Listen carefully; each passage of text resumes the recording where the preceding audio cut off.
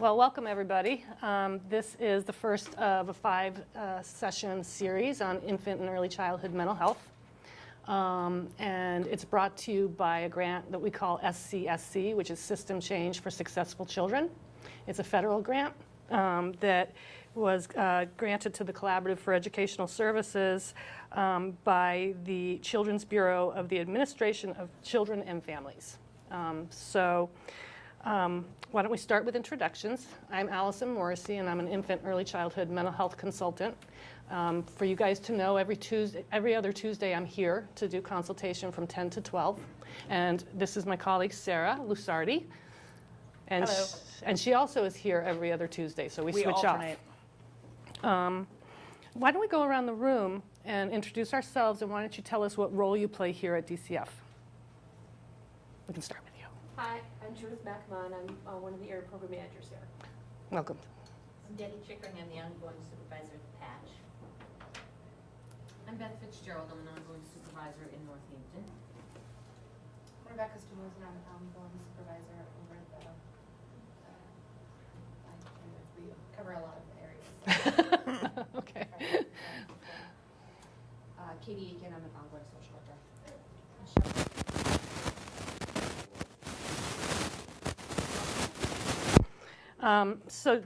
Just to mention a few housekeeping things. One is that you've got evaluations in your in your folders there that at the end of our workshop we'd really appreciate that you fill out. Sarah and I both feel really strongly that we're facilitating a dialogue here. You guys have a wealth of expertise and knowledge around many of these topics, and we'd really welcome contributions and feedback and questions. So just know that ahead of time. We are looking at this topic of infant and early childhood mental health from a Western lens, I would like to point out. So, it really has a bias from a Western perspective. Let's see what else about business here. If you need to step out, feel free to do so. Use the bathroom, whatever. Just use the back door. If you need to use your cell phone, if you could step out, that would be a good thing to do. If you can get cell phone reception here, you get a gold star. That's true. We don't have that worry here, do we?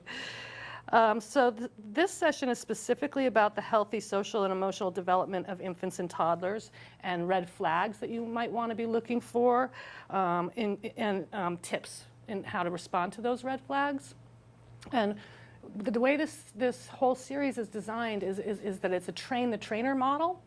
So you kind of are going to be wearing two hats. You're going to be thinking how you would disseminate this information to others, what would make most sense to you, how you might break it down and chunk it out for supervision purposes, using the handouts for people, and also for social workers thinking about how you might be able to support foster families and parents with everything, all the content that you're going to pick up over the course of the series. Anything else you want to think of? Just if you have any questions, feel free to ask them as we go through the training. And if you find that we're seeming to summarize and repeat back your questions to you, it's just for the purposes of the camera, because apparently they have trouble hearing the audience sometimes. And we don't want any of the questions to get lost, because I find that they tend to be a very important part of the training. So, Okay. and then I think that's it. So the objectives for this session are to understand and define the term of infant and early childhood mental health, recognize indicators of typical social emotional development, understand complications that can interfere with the typical social emotional development of infants and toddlers, and understand how caregivers can support the social emotional development of infants and toddlers through their relationships with the child, relationships with primary caregivers and extended family members, and referrals. So in thinking about this last objective, really how can you support the families who are taking care of these children in their knowledge of social emotional development of infants and toddlers? So we're going to start off with the first objective right off the bat. What is IECMH? And it stands for Infant and Early Childhood. Before we do that, I'm sorry. Yep. First activity. Oh, yeah, that's right. So you guys have a couple sticky notes on your folders. If you could just write what you would hope to get out of this series, what you might want to be looking at, drilling deeper, thinking about, and just put it up on the chart paper here. Then we can look and see what everyone's thinking about that. And you don't have to use both sticky notes. You can just use one if you only have one thing to say. And just sort of whatever is kind of that you think might be interesting about this, what do you want to learn more about during this training?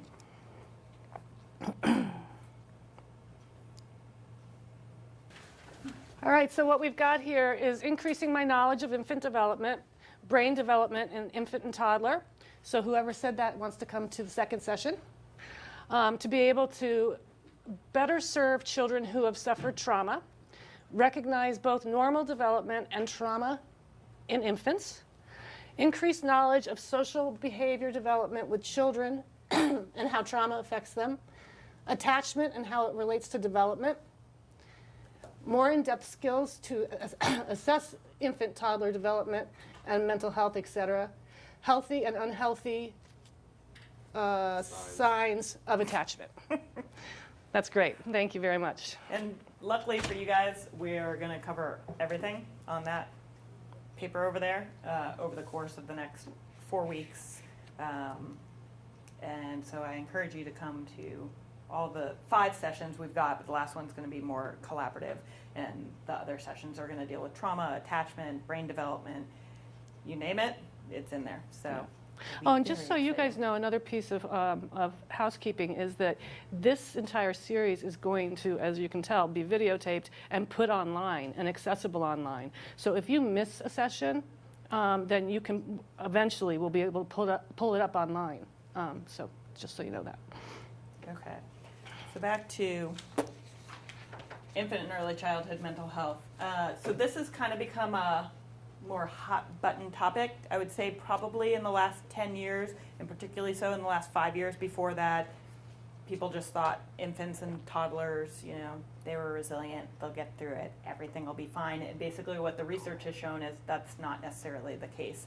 And we're going to talk about over the next couple of weeks what helps infants and toddlers get through trauma and what helps them to be successful as adults. But this has historically been kind of a neglected topic because most people didn't think that it really existed. And but now, luckily, we're focusing a lot more on it. And another piece to that is because the externalizing, acting out behaviors usually start like between 3 and 5. Right. So infant mental health is not, you know, like diagnoses of schizophrenia, bipolar disorder, things like that. It's about the healthy social emotional development of a child from birth to 3. So it's including the capacity to experience, regulate, and express emotion, which we all kind of take for granted as adults that, you know, we have developed these skills, but most of us have anyways. But for kids, this is something they need to learn. It's not inherent. When you're born, you don't know how to express much else other than, you know, happiness and sadness. Or I'm just an unregulated little blob who needs you Right. to help me learn this. Right. Yeah. And so this is all learned skills, and in order for kids to learn it, they actually need to be in a relationship with a caring and consistent caregiver who can teach them those skills. And when you get kids that have experienced abuse and neglect or multiple changes in caregivers, then you start seeing a slowdown or a lack of healthy social emotional development, and that's when kids usually come to the attention at 4 or 5 because, you know, they can't be maintained in preschool or they can't be maintained in kindergarten. But really, it starts as early as birth, and 0 to 3, all the research has said, is one of the most critical times in terms of social emotional development because you're creating an entire foundation for the kids for the rest of their life. So just reflecting on your own experiences, and we can dialogue about this if you guys want, if you feel comfortable. It's kind of a small group, and so I don't want to put a spotlight on anybody. But I'm just going to put up 4 questions, and I want you guys to take a couple of seconds just to read them and think about them. So, and if anybody feels like they want to contribute something about one of the questions, that would be great. Or I can just talk and talk and talk, which is a little more boring for you guys, but I've got tons of stories, and obviously I can talk a lot. So,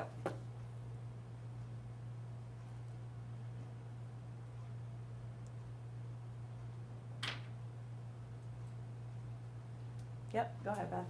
So, the question that says, what have your experiences been working with the 0 to 3-year-old? And all I can think of is the young baby that simply shuts down when there's all this incredible chaos all Right. around them. Right. That is so sad. And it is really sad, and unfortunately, you know, a lot of times people will see that baby shutting down and thinking, "Whew, they're not crying, they're not screaming, they're not doing anything, they're just being the perfect little baby that's just laying there."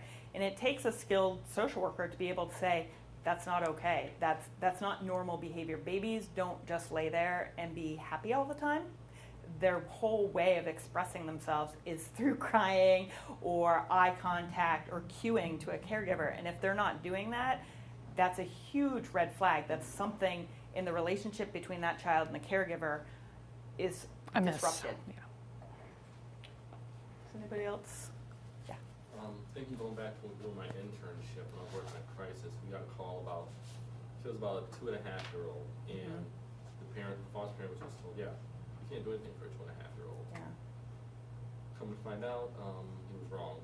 So actually the director, I went out with him, and the main way we were figuring out what was going on with the kid was really kind of seeing how the kid played, Yeah. and then also how they interacted with the foster parent and how they interacted with us. And that sounds like it was a really great internship because a lot of people miss that kind of training. You kind of hope that you get it in a training setting, but the reality is until you're in the field and engaging with the 2.5-year-old who's, you know, banging their head against the wall or against the floor or screaming hysterically, clawing at their caregiver, you don't, all this stuff is all kind of theory and it's really hard to just straight apply it into practice, but it sounds like we're pretty lucky. It's the double-edged sword. You were really lucky to have that experience, to be able to see it, but then it's also really traumatic for social workers to go out and see a 2.5-year-old that's in total crisis. But I also think it's really important for the work you're doing now that you know that there are resources and access to services and supports for babies through 3-year-olds. And we're going to talk a lot about that during the best practice session, really dig into what resources are out there. Anybody else have thoughts? So just one more thing before we move on. So the thoughts about impact of trauma on 0 to 3-year-olds.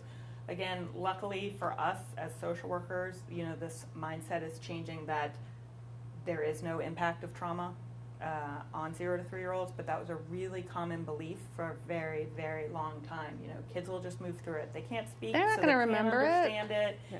And what we basically have found is that kids they may not remember it in the sense of like, yes, I remember when mommy and daddy were fighting and mommy got really injured, but they internalize it and it affects their entire core belief about the world and how relationships should form. So some basic research findings. I'm not going to read all of these to you guys. You have this content in your packet. But there's a couple that pop out for me that I'd like to just highlight. Number 3, babies discriminate sounds of language very early. And that kind of ties into number 5 too, which is babies can match emotional voice tone. So if you folks are dealing with parents who are involved in domestic violence, you know, that baby from a different room can become unregulated as a result of that and can become very distressed. You know, they are able to match those tones. And if you think about too, you know, oftentimes if there's a sibling set that's removed from a domestic violence situation, and there's, let's say, a 3-month-old infant and a 3-year-old siblings, people really focus on that 3-year-old and the impact of the violence on that 3-year-old.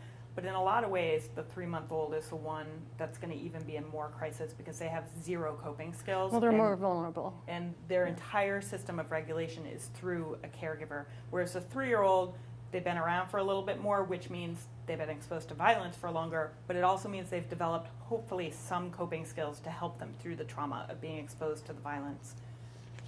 Sarah, you can do the next slide. This one that really pops out for me. Babies are emotional triggers for adults.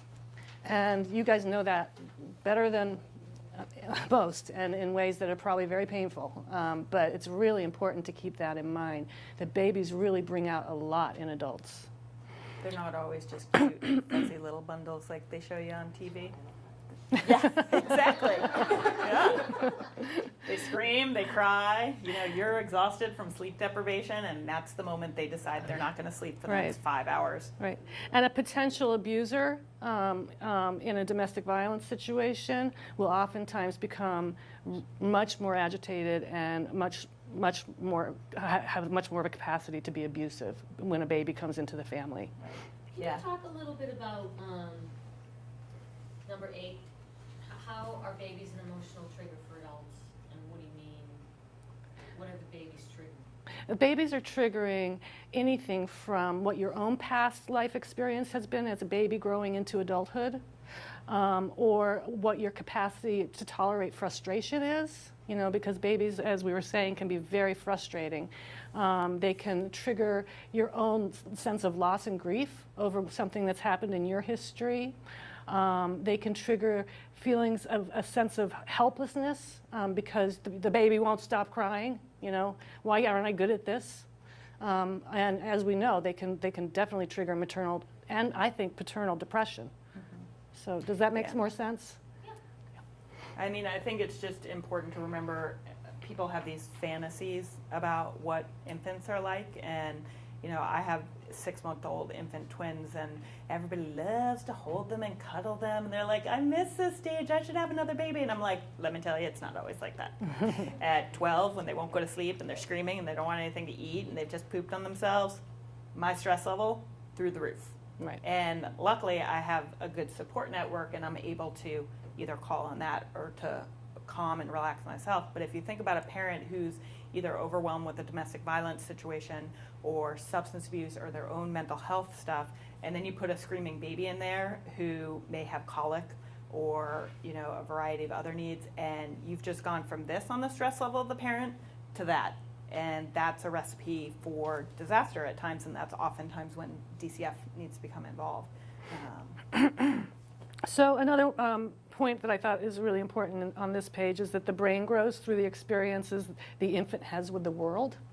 And our next session, we're really going to dig into that and look at brain development and how trauma and abuse and neglect interfere with brain development.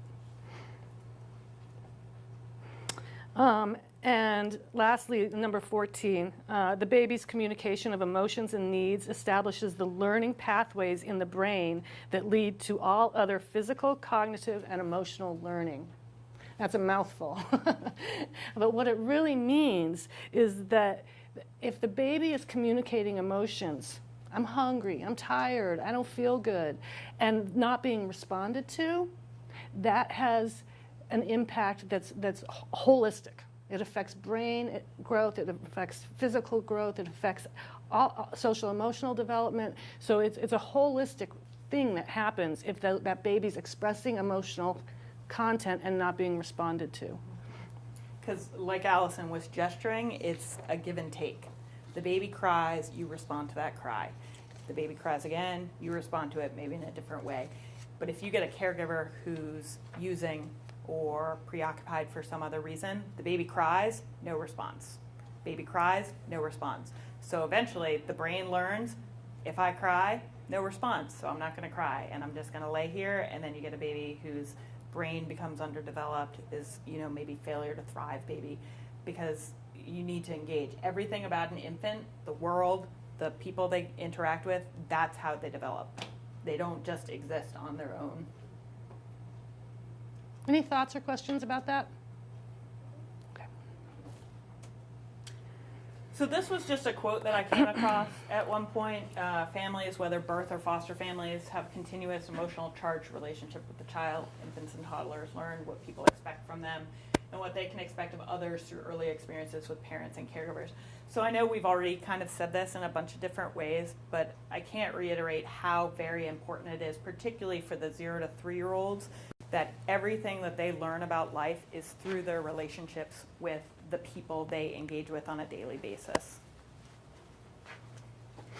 And when you're looking at your cases, whether you're supervising people and you're working with workers, or you're a caseworker and you're looking at your own cases, this is something really important to remember, and to make sure you look at your cases through this lens, that everything about the baby that's on your caseload has to be in relationship to all the other people that are in that child's life, whether it's a foster parent, a birth parent, daycare provider, where the kids often are for 6 to 9 hours a day. If that relationship is faulty or fractured or unhealthy, it's directly going to impact the development of the child. And you may not see it necessarily as a 6-month-old or a 12-month-old, but I guarantee you when that kid turns 3 or 5 or becomes more mobile, suddenly it becomes that kid who's in childcare that's labeled as the biter, the aggressor, the kid who won't stop crying. And that's usually when people put in services. But if you look at it through the lens earlier and you get the supportive services in place then, you can often ward off a lot of the behaviors that we later have an easier time identifying.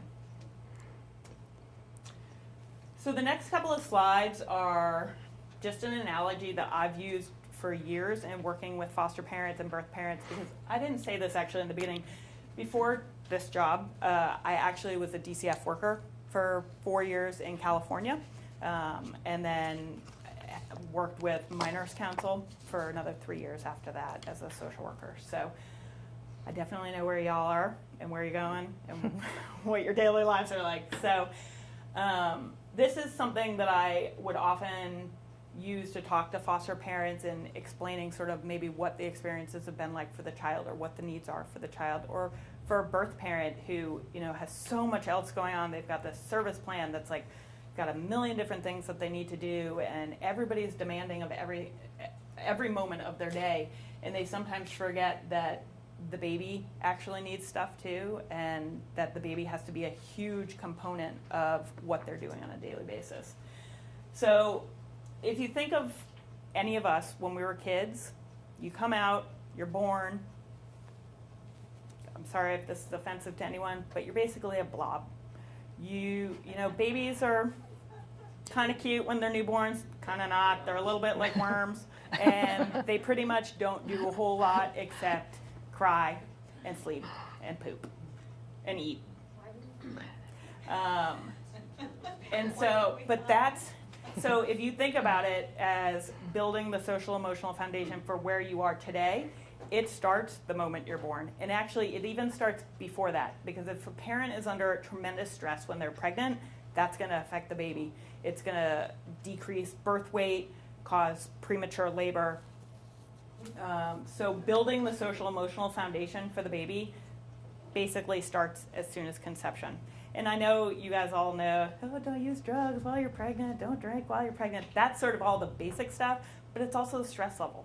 If you're getting beaten up by your partner every week or whatever, or you don't even know when they're going to beat you up, the stress level that a parent, they're not a parent yet, I guess, is going to face is going to be enormous, and that's directly going to impact the baby. And it's also going to complicate their feelings about the baby and being pregnant and being tied to the abuser. And so SL. Oh, yeah. I tend to talk a lot. So We just want to get through the content. I love listening to her talk, but. So one of the most important things to remember, though, is a parent can't do it themselves. You know, we often will say, oh, it's the mom's responsibility. The mom's the pregnant one. The mom has to get herself to her appointments. The mom gave birth to this baby. It's all on her. And it's really not. The statement of it takes a village to raise a child, they're not kidding. Nobody can do it on their own. And it's really important for parents to be thinking about who can support them in raising this child, so you can start to form that really solid foundation for the child, so that as an adult, they can have healthy relationships. So like I said, you start the foundation really early on. You literally build it brick by brick, or concrete block by concrete block. You got to do the excavation. You got to start building it, because when you come out, you don't really have anything. And there are a variety of different people that are going to need to help, not only the parent, but also the child, because unless you guys were like special extra babies or something like that, I didn't know how to do any, building block stuff when I was a newborn. I really didn't have any skills as a newborn. So that's all stuff that the parent or the foster parent or the daycare provider, whoever is plays a role in the child's life, needs to help the child to learn those skills so that eventually they can have help with the foundation, and then they can start to build the rest of the building, the social emotional building themselves. Can I see it? So oftentimes what we see with the kids that are involved with DCF is sort of foundational and structural issues with their social emotional foundation. So you either get a parent who was using and so wasn't around to help the child build a solid foundation for their social emotional growth, or they've had multiple placement changes, they've experienced abuse and neglect. All of those contribute to little bitty cracks in the foundation that a lot of people are like, they'll be fine, it's just a crack here, a crack there, don't worry about it. But what happens with anything that's got a small crack in the beginning, you put more pressure on it and it gets bigger. And this is, you start seeing the bigger cracks when kids are 3 and 4 and 5, because then they become, they start sharing it with the world, with the biting, the hitting. And don't get me wrong, there are 3, 4, 5-year-olds, they do that. They can be aggressive. That's what they do. They test their boundaries and their limits. But I'm talking beyond that. I'm talking about the kid who Throws chairs, climbs Yes. on tables. Yes, grabs the teacher's hair and rips it out, or bites hard and then bites again, turns around and bites again. The runner that runs from the Yes. classroom into the street. Because those kids, their foundations already had the little cracks when they were born, or the first 3 months, 6 months, whatever it is, and nobody ever stopped to be like, we need to fix that crack. They just, either it just went unnoticed, or nobody had the skill set to be able to help that child. But it's really important to catch the cracks when they're really early, so that you don't end up with that or this. Yeah. So if a house doesn't have a foundation, it has a really hard time standing up, because there is nothing supporting the first floor, the second floor. You could have the most spectacular stuff upstairs, like beautiful wooden floors, brand new double-paned windows, but if there's no foundation, first windstorm that comes along, that house is gonna go like that. Or first thunderstorm that comes along, you're gonna get flooding in the basement, and it's gonna start to rot the bottom layers of the house. And it's the same thing for the social emotional foundation of a child. If you miss that foundation early on and make it really solid, this is what you end up with. And so you get these houses that are beautiful and spectacular from the outside, but then you go a little bit deeper and you find out that they're crumbling, and they've got holes everywhere and nothing is really stable, and then you end up like that. But the bright side of this is that kids have an amazing ability to repair, Yes. an amazing capacity. And The it's- earlier, the better. But it's also never too late to do the repair. Oftentimes people see kids that are involved with foster care or DCF, and they're like, well, there's been so much damage, what can we really do? And it can always be done. It's just like with a house, you can fix up a house that's had a really tough time and solidify the foundation, and the whole structure becomes more stable. It may never be perfect. It may have patchwork that you can see, but it's going to be more solid. And that's the same thing with kids. Ideally, you would want to address it while it's still in the ground level, but if you got a second floor build, you can still address the foundational issues. It's just a little more complicated, and you need some more skilled people. Like, I'm not going to go into a house and fix the foundation in the basement, but if it's just a couple of blocks that need to be moved and there's nothing on top of it, I could probably do that. So it's really important to find providers that actually understand what's going on, what the cracks are, what happened to the child, what their history is, in order to be able to address those cracks and work with the child in the context of a relationship with a caring, consistent adult to be able to repair it. Because like we said before, children don't exist in a vacuum. They exist within relationships with the adults that are in their lives. And to repair the cracks in their foundation, they don't have the skill set to do that. So you need to work with them and whoever their primary person is. Everybody's got a primary person, and work between them to help do those repairs. Does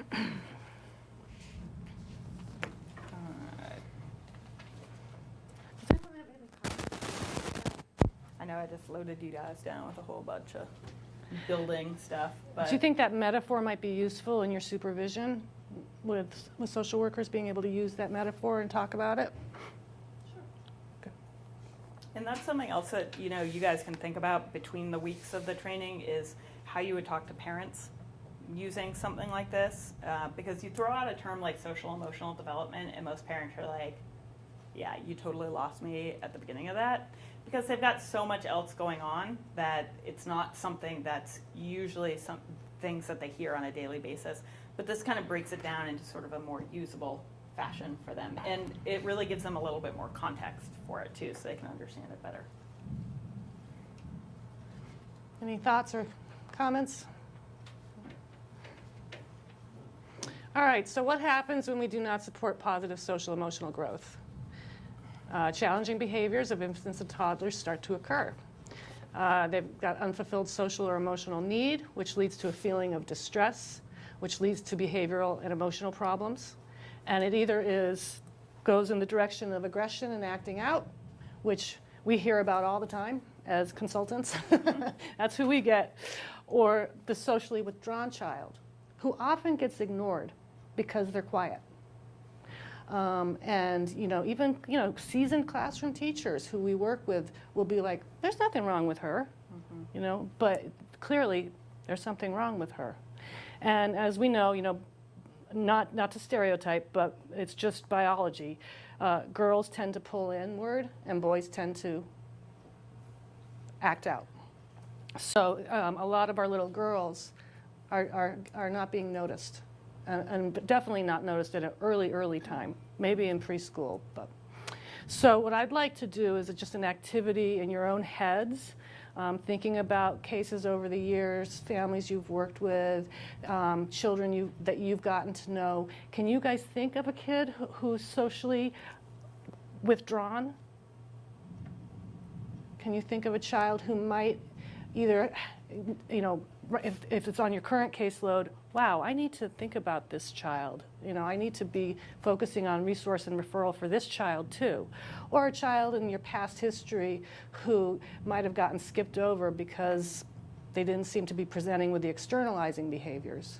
And this is often the kid that you're never getting a call from the foster parent about, kid that you're never getting the call from the child care, because it's the angel child. So does anyone have one of those kids in their head? Anybody you can think of? You're nodding yes. Do you want us to share? Actually, I'm thinking of a family member, one of my cousin's kids. So it's kind of like very, very withdrawn. Mm-hmm. But this is going to third kid that is not our custody. So, Oh, yeah. So Yeah. definitely no one ever really paid attention. Come to find out the kid was diagnosed with Asperger's. Uh-huh. Yeah. But she's actually doing a lot better now. It's like you wouldn't even notice there's anything. She has any major issues now. Great. She's 5, I think. Great. And what you did right there is so very important too, where, sometimes we'll jump to a conclusion and say, oh, the socially withdrawn child definitely was exposed to violence or definitely, abuse or neglect. And sometimes there's another explanation for it. Sometimes it's an Asperger's diagnosis or an autism diagnosis. And it's important to, sometimes I feel like we drive home these points of abuse, neglect, abuse, neglect, abuse, neglect, and sometimes that's not what it is. Mm-hmm. And it's really, as you guys know, and you do this on a daily basis, is sort of looking at the case as a whole and deciding what other factors are going on here and what other explanations could explain why this child is behaving this way. Does anyone else want to share a child who was socially withdrawn? And this is also a handout in your packets, so if you find it super interesting. But I want to just share a story, too, about a kid that I worked with as a DCF worker, and I'll try to make it fast. We're good. Beautiful little girl. So sweet, just huge eyes, just so angelic. And at 3 months, she was removed from her birth parents and placed with a foster parent who had been doing it for like 20 years. And she was wonderful. Never cried.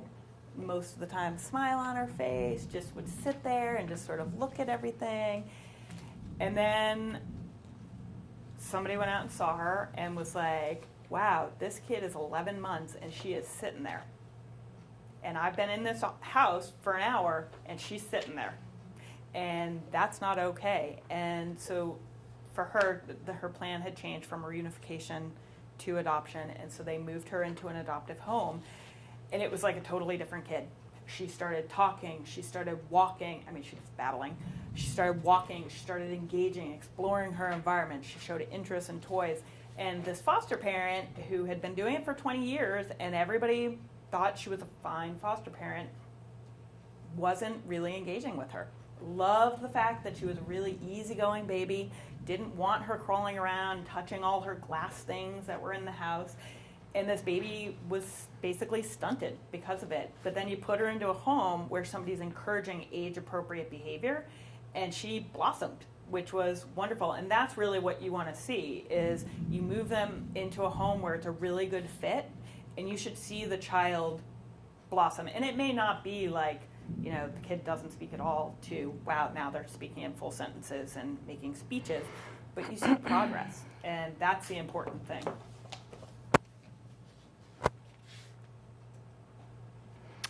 So it's all about the relationship.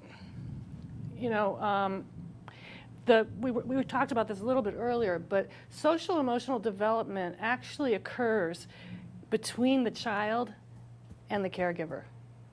So it's that space in between, that reciprocity, that experience of being held and cared for and nurtured, that really actually feeds the social and emotional development of that baby. Does that make sense to you?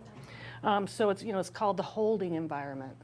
It's where that baby has room to practice and, you know, evolve, and it feels safe, and it's a place where the baby doesn't have to worry or fret about getting their needs met.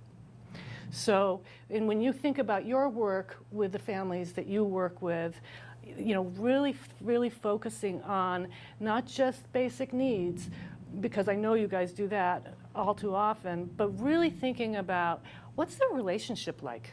When I watch them together, what do I see? You know, especially with baby through 3-year-old, really thinking and focusing on what you're seeing when you're doing your visits. Are they reciprocating to that baby? And is there a way you could coach them? Is there a way that you could help support them in understanding the importance of this reciprocity? Does that make sense? Because the great thing about parenting skills is most often they can be taught. And a lot of the parents that I worked with through DCF, people would always say, how do you work with those parents? They must be awful. They hate their kids. They're doing all these awful things. And honestly, in all my time that I worked with DCF, I never met a parent who didn't love their kid. It's a matter of whether they can parent them safely or not. And some skills can be learned, and parenting skills can be learned. You know, for a parent to recognize that the child is this being who needs this guidance, that can be taught. And that's a wonderful thing that a therapist can teach, but it's also something that the social worker can work with the parent on during their monthly visits. Well, when we were planning this training, Sarah brought up a really excellent point that you guys are almost the gatekeepers of this relationship. You know, you have the capacity to really take a look at whether or not that goodness of fit and holding environment is happening, and being able to nurture that growth in that home. Does that sound right?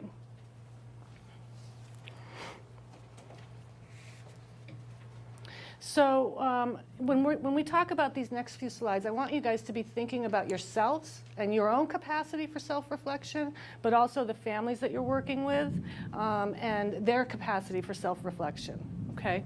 So the ability to reflect on action and inaction about yourself. How am I feeling here? You know, taking your own temperature about what's being triggered in your work with these families. You know, why does that person really drive me crazy, but that person I'm actually growing quite fond of? You know, what does that pull up in me? And also thinking about the parents of these families that you're working with, and what's being triggered in them. Do they have the capacity for self-reflection? Could you help guide them and coach them through that?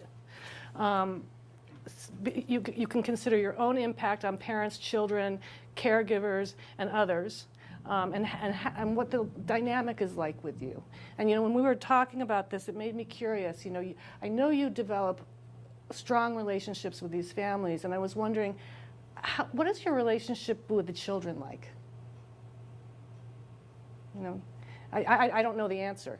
Do you develop pretty strong relationships with the children? The littles, the 0 to 5-year-olds. I think it depends on the family. Yeah. I think, you know, in some instances, you know, I'm the type of social worker that I get involved. I get involved. So whenever I would go to a home and there was an infant or a toddler or Yeah. something, I would crawl on the floor with them, or I would say, oh, let's take them out in the chair. Yeah. Hi, honey. And so I would really be interactive. Well, there's other families that don't particularly want the Yeah. DCF worker to get that person. Yeah, not so hands-on, please. Yeah. So they get very protective. They don't want you getting too close. Yeah. And there's always that fear. Are you here to evaluate me to the point that you might take them, Yeah. take them away? So Yeah. you have to kind of read the family. And I think your point earlier on about making those observations and the quality Yeah. of the relationship is kind of where you can gauge whether Right. you can actually play with the kids or not. Some Right. homes are very comfortable with you saying to the kiddo, hey, show me your bedroom. Right. Because that's an opportunity for you to talk and see what's going on. Right. Others they don't want you to do No, that, they- or they yeah. come with you to Yeah. the bedroom too. Yeah. So it varies. I can understand that. And also the worker and the temperament of both, as you're saying. Right, you know, right. so. So that you know, that's got to be really complicated for you, because you know, you grow fond.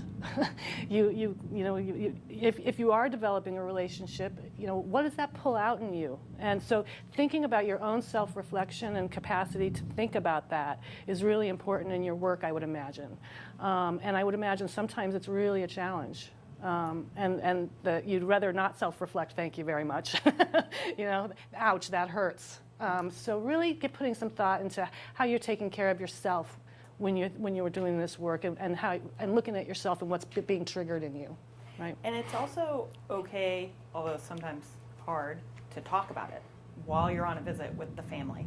That, you know, if they don't want you anywhere near their kids because they're worried you're gonna, you know, look at them for bruises and then take them with you when you leave, it's okay to name that during a visit. I mean, you don't want to just lay it out and be like, hey, I know you're afraid I'm gonna be taking your baby with me. But, you know, it's this unspoken stuff that takes on a life of its own. And then the parent has all these projected notions about what you're doing there, and then you start to feel this resistance from them. And really, if you name it and you put it out there, oftentimes you can get a smoother relationship. And it's never going to be perfectly smooth. I mean, it's the family's involved with DCF. There's inherently going to be tension there because the majority of cases are involuntary. But ignoring it or not talking about it doesn't help you as a worker, because then you get a parent who's really guarded and isn't willing to share with you about how things are going or giving you access to the child so that you can see the engagement between the parent and the child. And I totally lost my second point, but I'm sure it was just as fantastic as that first one. Next slide.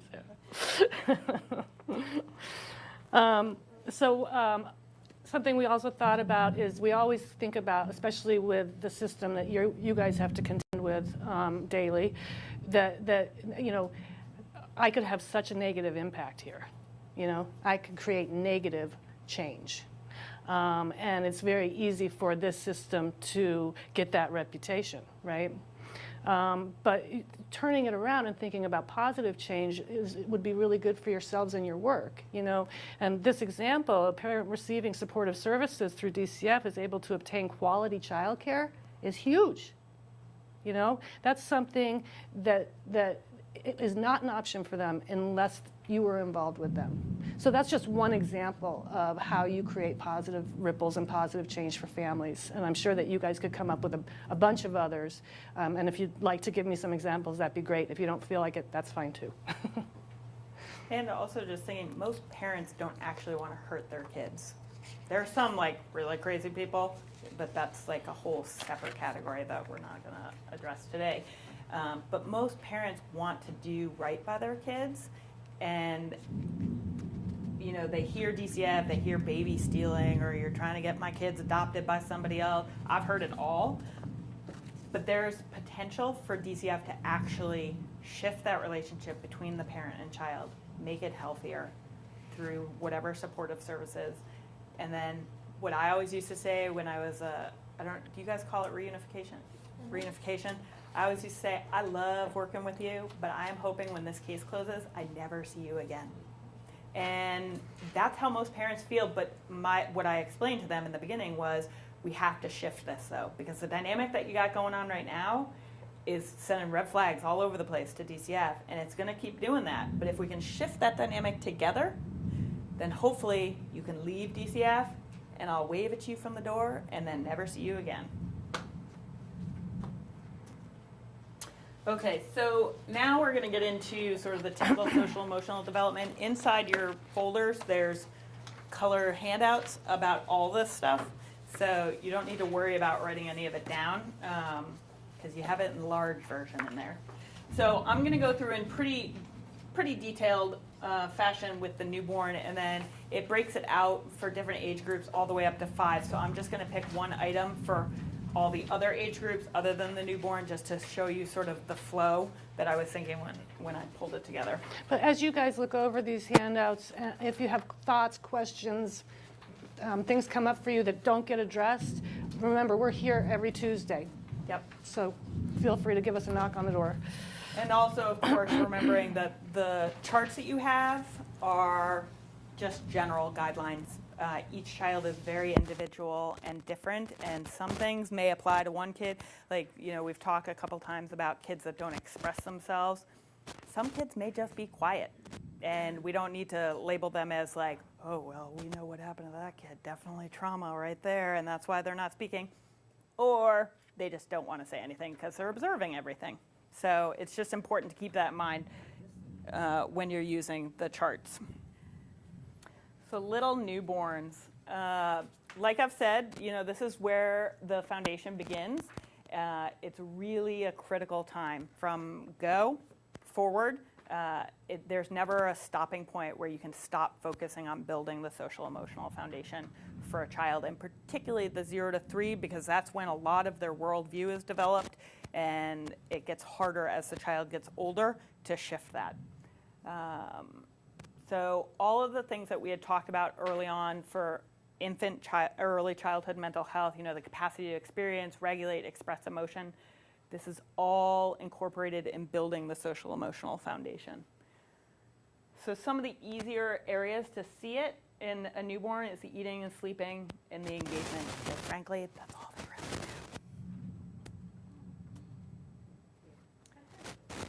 do. They are, well, this kid, I would guess, is not brand new. I'm thinking like maybe 3 weeks or so, because they're a little, it's questionable when you see them. The newborn is cute when they're our own. Yeah, exactly. So as an infant, as I know I keep repeating myself, but I'm trying to drive home that point, infants don't exist in a vacuum. They exist within the relationship with whoever their caregiver is, whether that's a foster parent or a parent, or sometimes if you don't have a consistent parent because they're using or something else is going on, it often becomes the child care provider. So anybody who can provide a consistent, supportive relationship for that child can make a difference and have an impact. Even you guys seeing them, once a month or more because you're going out there more frequently or you're seeing them at visits, you are having an impact on that child. That child is, after 6 months, they're going to be like, I know you. I think I can go to you, and you're a safe person. And this also, just to go back to the self-reflection for a second, what you bring into a home visit is the vibe that kid's going to get. So if you're going in there all aggressive and thinking, oh, I know this parent is doing bad things to this kid, that kid is not going to trust you and want to form that relationship with you, which impacts your ability to read how well they're doing in that home environment. So sleeping, anybody that's had kids knows that newborns don't, they vacillate between being asleep for like 3-hour periods and then they're awake. So for adults, that doesn't really work so well for us, and it often leads to sleep deprivation. And it's important to let parents know this is normal, and you can push through it, and it does usually get better. Not always. My sister-in-law was still up with their 2.5-year-old 3 times a night, but that's her own parenting style. So You can diagnose that. yeah, exactly. But for newborns, oftentimes it's talking to the parent or the caregiver about sort of what's normal, what's to be expected. And it's also really great for social workers to go out and check in. What does the routine look like? Because if you go out and the newborn is sleeping 10 hours at a time, that's not normal. That's not okay. They cannot go that long without food. But the parents sleep deprived and they're like, well, the kid's sleeping, I'm not gonna wake him up. And it's important for the social worker to know that's not okay, and we're gonna talk about what would be okay, or you need to check in with the doctor because that's not okay. So self-regulation and engagement, like I've said a bunch of times, newborns don't really engage very much. They pretty much lay there like lumps on a log, and they demand a lot. And for a parent who's already overwhelmed, sometimes a birth parent will give birth to, or a parent will have a child and the baby will be pos-tox at birth, positive for drugs, but then the parent will go into a treatment program so they can have the baby placed with them. And they're like, okay, so now I'm trying to be sober, and I'm also sleep deprived, and I'm also trying to engage with this baby who doesn't want to look at me, and they pretty much just cry or sleep. And again, it's sort of reinforcing this is normal, this is okay, it does get better. And it's important for you guys to look at how is that parent coping with that stressor, and do they have the right services in place to help them get through this really tough time, to be attentive to that newborn, to be engaged, so that you can get to a better place. So these are some just basic complications, prematurity, prenatal drug exposure, medical complications. I'm just going to talk briefly about it. The prematurity, and I may repeat things that y'all know, and I apologize for that. Prematurity is complicated because oftentimes babies will sleep through, and you need to wake them up. And for a parent who's already overwhelmed with a lot of other things that are going on, it's hard for them to recognize it. And it's not that they want their baby to get sick or to lose weight, but they may not know. So it's important to work with them, or that they're working with providers around that. And also with adjusted age. Does anybody know what adjusted age is? So for premature infants, if they're born at, let's say, 36 weeks, they're considered 4 weeks premature. So full term is 40 weeks. So whenever you're looking at their development, you need to back everything up by a month.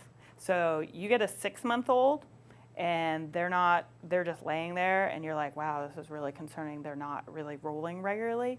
But you have to back it up by 4 weeks, and you're really looking at a 5-month-old. So do people understand that? So you have to basically subtract whatever amount they were early from their actual gestational age and to adjust. And programs like REACH, or early intervention, they don't adjust for prematurity. So oftentimes you'll get kids that are getting services, and which is wonderful. They should totally do this. But they're getting services, and you're like, wow, this kid is so not hitting their milestones. But if you adjust for the prematurity, you're like, oh, they are doing what a 5-month-old is supposed to be doing, or they are doing what a 10-month-old should be doing. So you adjust for prematurity for the first 2 years of a child's life. And again, it's also important to share this with foster parents or with birth parents, because if you're expecting a kid should be walking at 12 months and they were 2 months premature, and the foster parent's freaking out about why this kid's not walking, it's good to know, oh, they're really actually only like 10 months developmentally, and it's okay that they're not walking yet. Did you say first 2 years? Yes. Mm-hmm. Thank you. And then after that, most kids catch up developmentally, and Or they don't. or they don't, and it could be sort of lasting issues related to things that happen at the birth. But for the most part, the research seems to indicate if a child is kept in a really loving, supporting, engaging environment, they catch up and they do fine. And then medical complications are hard because a kid is in an incubator or isolated for long periods of time in the hospital. Nurses are around and engaging, but it's constantly a change in caregivers. And you get a birth parent who has another kid at home, they're not able to be at the hospital all the time. So if we talk about building the child's social emotional foundation from go, and now you've got this kid in an incubator and they're just hanging out by themselves trying to survive, and you've constantly got a change in caregivers, who's that baby attaching to? Who's the baby learning those skills from? So oftentimes you'll see kids that come out of the NICU, the neonatal intensive care unit, and have delayed social emotional skills, and that's often why, because there's not been one consistent person that has been able to teach them the skills, because they've been focusing on surviving this whole time. But it's really important, if you get a call about a newborn that's been removed from a birth parent but is still in the NICU, it's really important to get a foster parent or somebody that's going to be important in that child's life out there and visiting on a daily basis, ideally for a couple hours, where they're holding them. And I know it's hard, and I know you guys oftentimes we'll get cases that are already, the kids are placed, but it's just something to keep in mind. If you hear that you've got a 3-year-old and the parent's pregnant and it's looking like the kid's going to be removed, it's important to flag that or let that foster parent know, whoever is going to be getting that kid, you should get out to the hospital as soon as possible. So these are sort of classic red flags in newborns: failing to gain weight, lethargy, not sleeping for more than brief periods, waking, screaming, not being able to be soothed by holding or cuddling. What I have to say about these, though, particularly this one, because I totally skipped over the prenatal drug exposure, kids that have prenatal drug exposure, and I'm going to do a whole section on this in the brain development one, often are overstimulated. Their whole system is like in hyperdrive. So we think, oh, I want to make eye contact with my baby. I want to smile at them. I want them to learn that skill. But for a newborn who's already super overstimulated by the drugs that are being flushed out of their system, it's too much. And they become totally dysregulated and they're not able to calm down. And then you get the kid who's like shaking and screaming and can't be soothed at all. And that's where, lowering the lights, keeping the sounds down, not making eye contact, swaddling them really helps a lot. And I have a handout for you guys at some point around that, what to do with kids with prenatal drug exposure, sort of what are the signs and symptoms of it, and how to help either birth parents or, you wrap them like a burrito. Exactly. Yep. You wrap up their legs, and they have little like burrito suits now. A little burrito on the front page here. Yes, exactly. That baby is swaddled. And, for a parent who has been using and is now working on sobriety in a drug treatment program, and they've got this incredibly irritable baby, it's going to affect the relationship. It's going to make the parent who's already totally overwhelmed by trying to be sober, now they've got this screaming baby, and are they going to feel motivated to stick it out with their sobriety and to be an active parent to this child? And it doesn't last forever. In my experience, usually, and I'll get into more detail on this in the next session, but usually by about 3 to 6 months, you see a decrease in the behaviors, and usually by a year, even more so, or at least they're more manageable because the child develops some coping skills over that time. And this is something we're going to do at the end. That's why it's blank, because you guys get to do it. And then we're going to talk about it. And this is just, tips for social workers to share with caregivers about all that over there.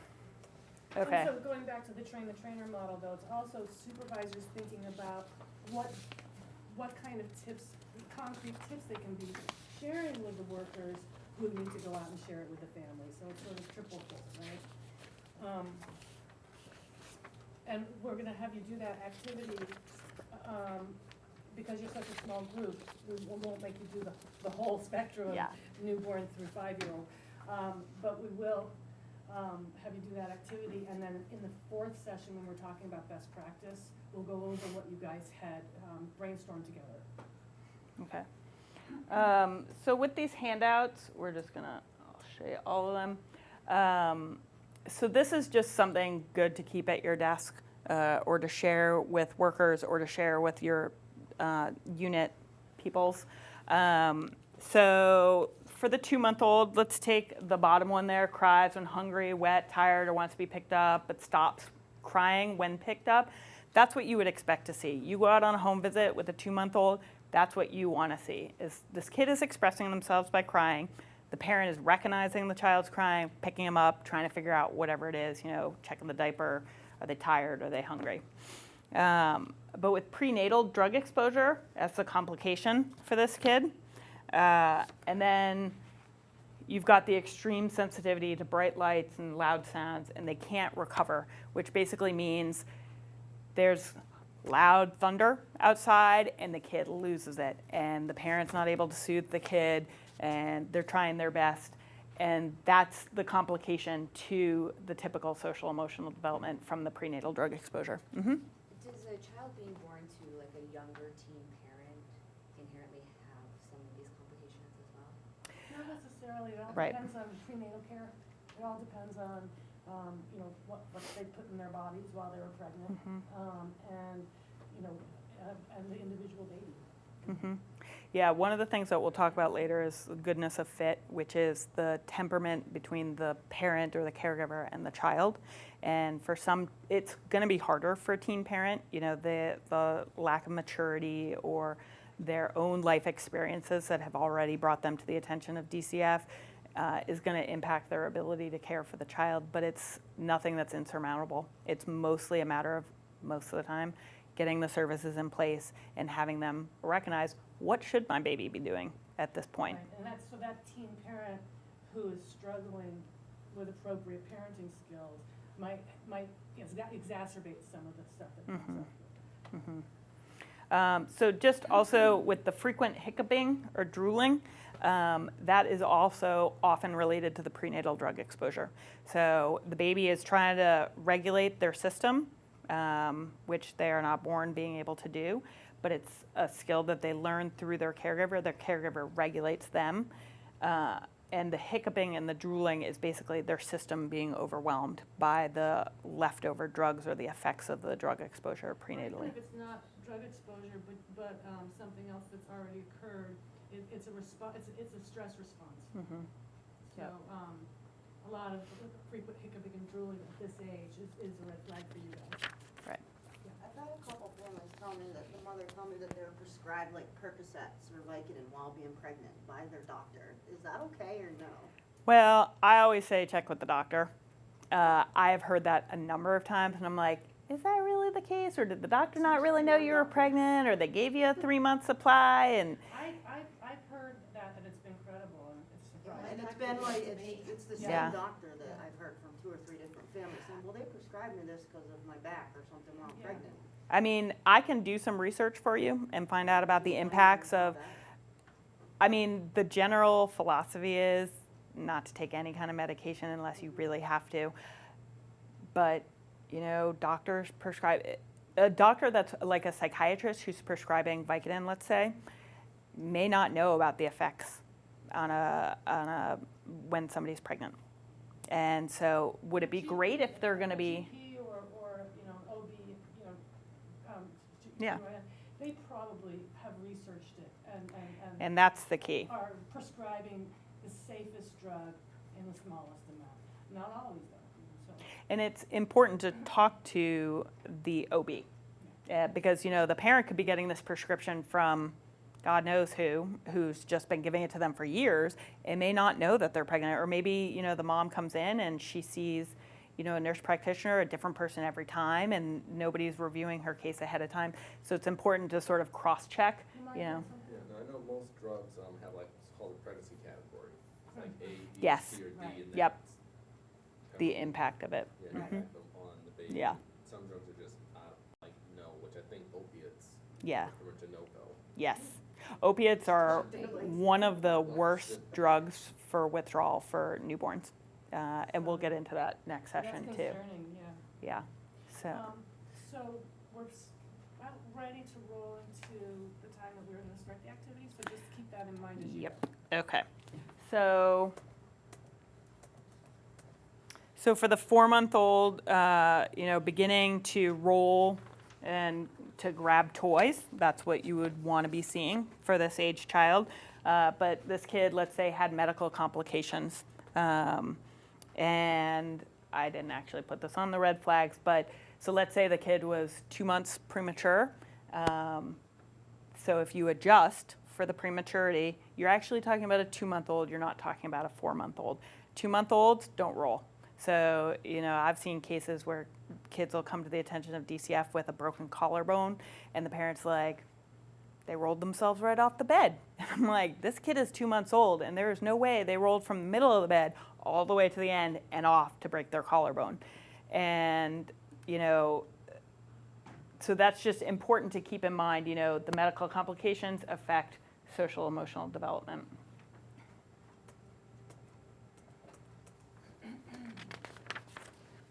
And if you guys see anything on here, I know I'm flipping through this kind of fast. If you see anything on there where you're like, I don't get that, feel free to just stop me and ask me about it.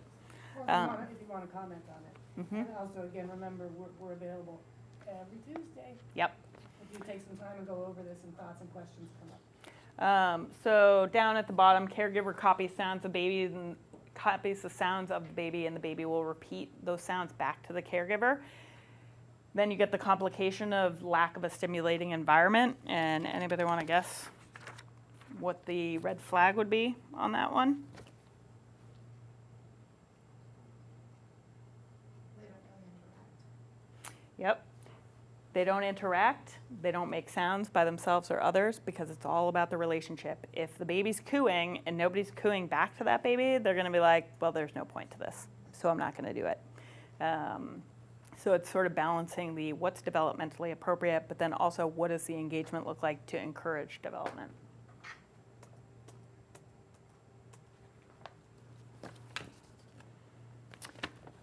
So typical behavior draws away from strangers. That's good, normal, stranger anxiety. But then you get the complication of neglect and abuse. So let's say, the parent is using and the baby is left by themselves for long periods of time. Or the parent is using and has parties over at the house all the time, lots of different people coming in. And so the red flag would be indiscriminately going to any adult for comfort, whether known or not known. I mean, we've all seen kids like this where the foster parent will take the 2-year-old into the store and they'll go up to some guy and be like, Dada, Dada. And there's a certain amount of normalcy around, like a lot of parents will ask me, my kid called this other person Dada and I don't understand why. Or yesterday I was talking to a mom and she's like, and then we had this friend over and he called her mommy. And I was like, there's a certain amount of normalcy where suddenly for kids, all adult females are mommy or all adult males are daddy. But it's where you see it routinely happening. I've scraped my knee and now I'm going to go to Lamar and be like, hey. That was your name, right? Yeah. Okay. I was like, oh my God. Yeah. This is a child care program too. As consultants, we go in and if you guys are doing your visits in child care programs, it's something to look for. And it's 6 months and up. Children who are like magnets to strangers, that's a red flag. Yep. It doesn't mean, oh, wow, this child, but it is something, it's something that you go, okay, this isn't typical. Sometimes it worries me because I work closely with a residential substance abuse program, and part of the program Yep. is honoring your commitments to yourself and others, and it's an all-women's program, which is good. But what makes me a little uncomfortable is if my team goes down for a meeting, and so-and-so is watching mom's baby, it's just, like the hair on the back of my neck goes up a little, because it's so chaotic. It's very loud, it's loud for me. Yep. I'm trying to get through my, service plan, and all this stuff's going on, and all these kids are running around, and they're going, and then one will fall, and you see another mom run over when we're meeting with the mom. Yep. It's just a lot. And I It think, is. on the scope of the matter, Right. they're safer in this environment than another chaotic environment, but it's still, it's like, oh my God. And that's always the balance of the child is in at least a contained setting that's supposedly safe versus with a parent who's on their own trying to be sober and living in an apartment with just themselves and the baby. But I totally agree with you. It's always very difficult because substance abuse treatment programs rely on themselves to care for the children, and it's a constant change of caregivers. And that's what is important, is to drive home to the parent that they need to actually have quality time with that kid. And they can't be there all the time. And frankly, even you get like middle upper class people who send their kids to childcare for well, they'd probably have nannies, but you get people that send their kids to childcare and they are going to be cared for by different teachers. But the important thing is that kid knows who their primary person is. That parent walks through the door and they're like, "You're my person. You're not his mama, you're not his mama, you're my mama." And that's something that can happen in a substance abuse treatment program, but it's harder because the parents have all these commitments. What your relationship to the program management is, if it could be something that you could bring up as a topic of conversation.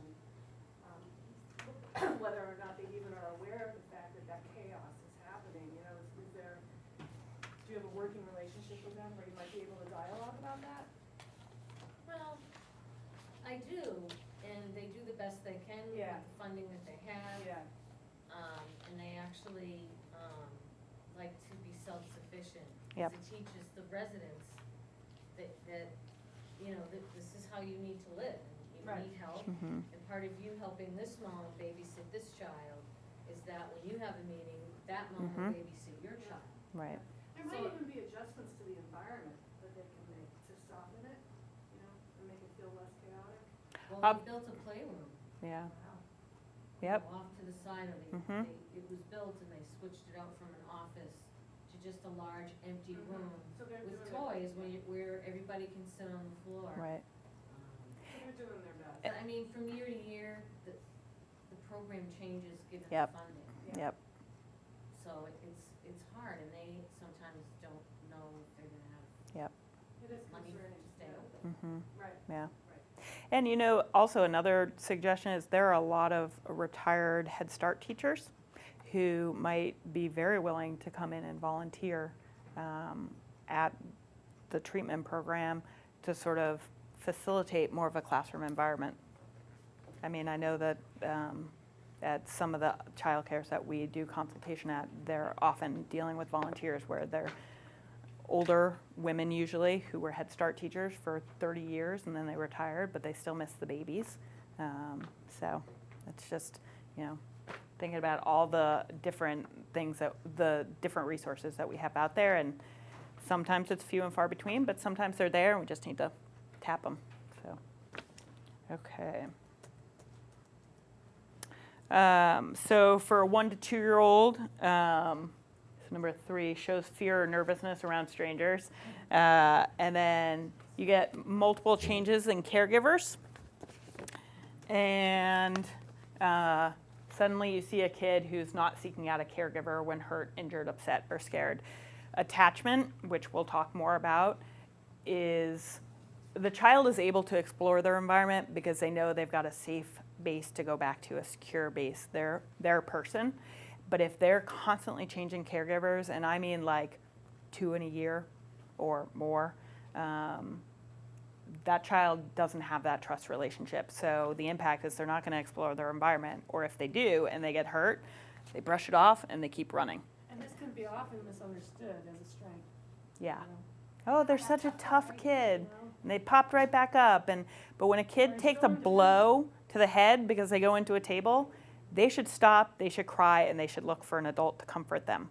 And if they're not, that's a flag that that child's attachment is kind of floating without an adult on the other side to secure them.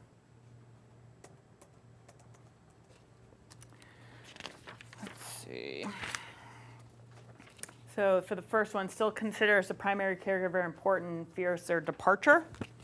And then the complication is the exposure to violence.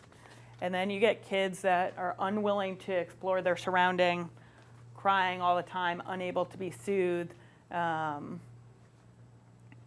because they don't have that trust with their caregiver, their primary person, because the person is, and oftentimes no fault of their own, they're involved in a violent relationship, and it's sort of self-preservation preoccupies them all the time, and so they're not able to then be there for that child in more than sort of a more peripheral sense. They're like, you're safe at childcare, that's all I can do. I'm so overwhelmed right now by the violence that's in our life, and I'm so worried about my survival and your survival.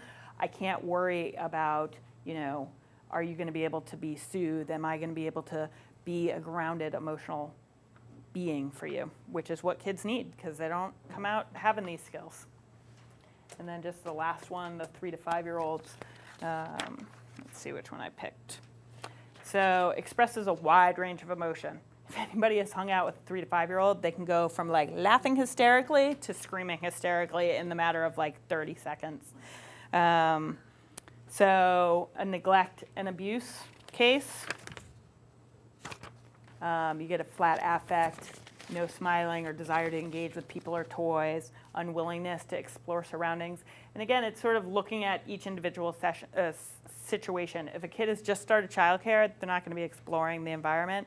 But if a kid's been in childcare for 6 months and they just want to sit there and not engage with any of the activities that they're doing, that's a concern. And it kind of makes you wonder what else is going on in this child's life that makes them feel either so despondent or so unsecure, unsafe that they can't explore the world around them.